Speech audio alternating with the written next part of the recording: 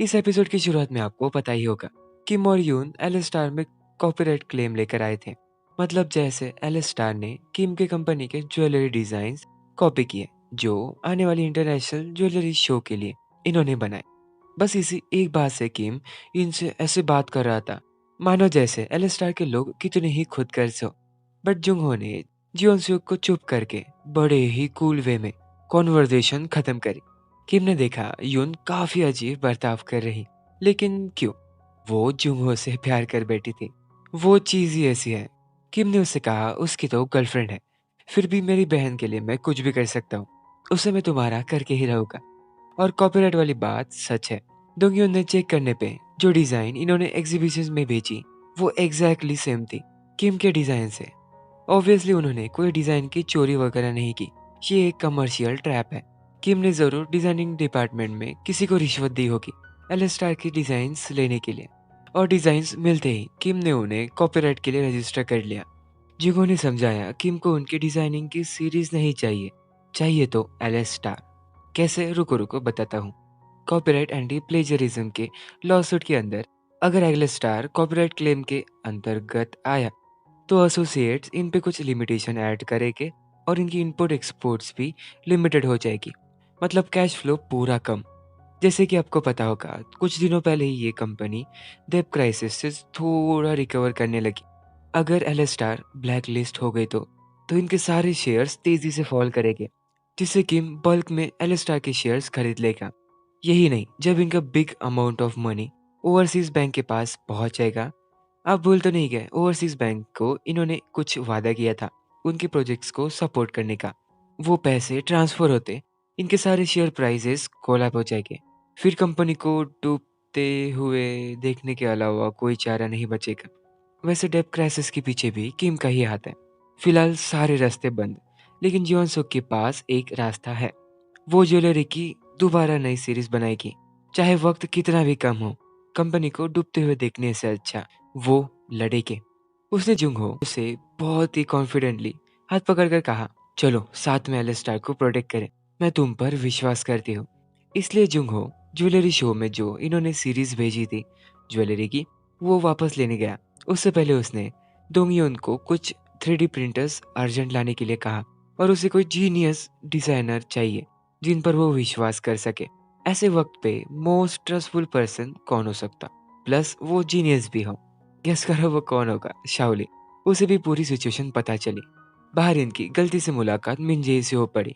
डोंगयुन ने उसे पकड़कर जबरदस्ती कार में बिठाया क्योंकि मिंजेई को यून से बात करनी थी और उनके पास वक्त कम है। वो जानबूझकर यून से कार को लेफ्ट राइट चलाने के लिए कहने, मिंजेई को परेशान करने के लिए। यही देख यून ने उसे पूरा डक्ट टेप से पैक कर पीछे फेंक दिया। घर पे बेचारे ग्रैंडपा हॉल में ही सोए हुए थे। उनका कहना पड़ा उनकी वजह से बच्चों को रात दिन काम करना पड़ रहा है। वो कैसे सोते होंगे? इन्हीं बातों में अचानक आंटी की नजर एक डिजाइन पे गई। ये रोज पेंडेंट था।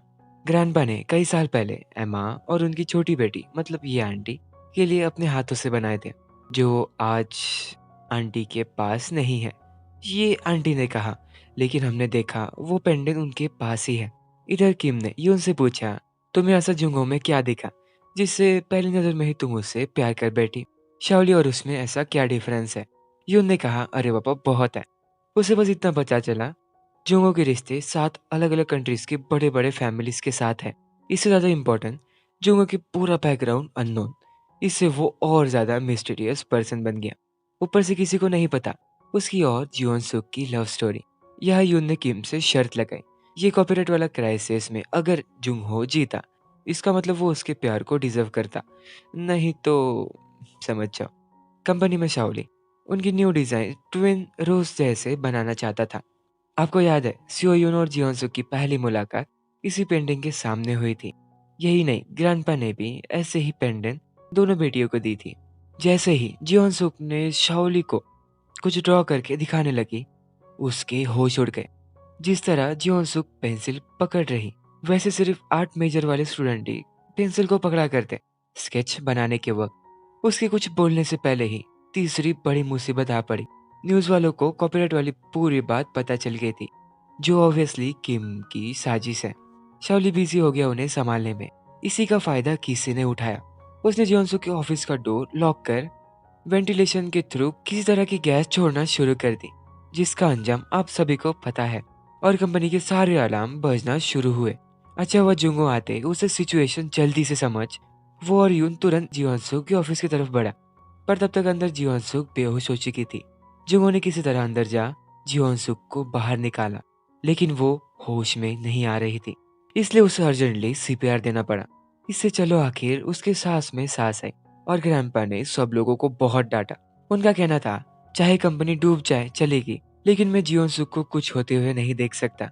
उन्हें अच्छी तरीके से पता है जियोनसुक के सीईओ बनने से कुछ लोग बिल्कुल भी खुश नहीं हैं। उनका सीधा इशारा जीसू की तरफ था।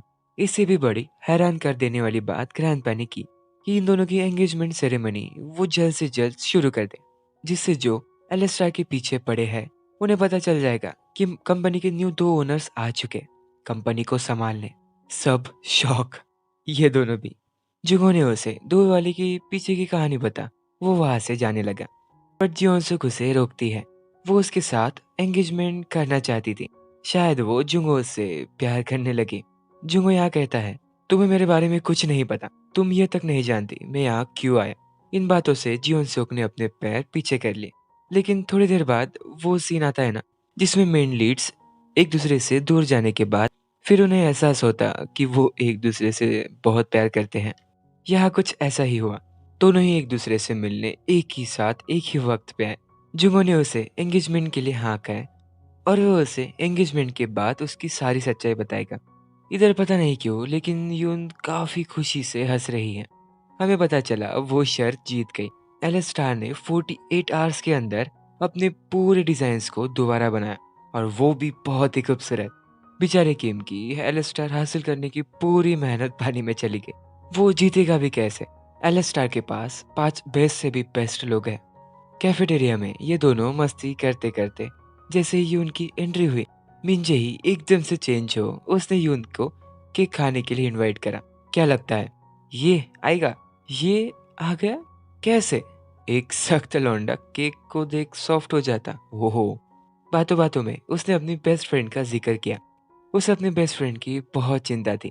जैसे ही उसने सियो यून का नाम लिया, दोंग यून की आंखें फट पड़ी। लेकिन ये बात यून को मीटिंग के दिन से ही पता है। दोंग यून ने उसे सजेस्ट किया, उन्होंने अगर ये बात जुंगो को बताई तो उसे वो फायर कर देगा। इससे अच्छा वो उस पर नजर रखा करेगी। दोबारा एलिस्टार में बहुत बड़ी मीटिंग रखवाई गई। साथ ही कई सारे रिपोर्टर्स वहां आए। अभी बहुत कुछ होने वाला है, सो तैयार रहो। जियोन सुक के आते उसने सबसे पहले ऑपरेशन टीम के डायरेक्टर को चेंज करा, जो उसके ट्रस्टफुल व्यक्ति हो, और शाओली को डिजाइन सेंटर का डायरेक्टर बनाया, जिससे जीसू बिल्कुल भी खुश नहीं हुआ। मजा तब आया जब जियोन सुक ने जीसू की पोजीशन वाइस प्रेसिडेंट से लॉजिस्टिक डिपार्टमेंट के डायरेक्टर में बदल दी, और जीसू का चमचे को तो उससे भी दूर भेज दिया। वो जाएगा जेल में। आपको पता होगा वो यूएसबी जो इन्होंने मैनेजर से लिया था, उसमें इसकी सारे काले कारनामे थे कि कैसे ये कंपनी के पैसे चुरा कर अपने प्राइवेट अकाउंट में जमा करता। इतने सबूत होने के बाद भी वो कहाँ मानने वाला। यहाँ एंट्री हुई किम और यून की।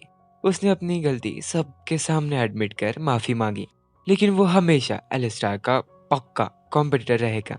और उसने खुलासा किया कि हाँ, डिजाइन्स को इस चमचे ने ही उन्हें बेचा था, और क्या, उसे अब तो जाना ही पड़ेगा जेल में।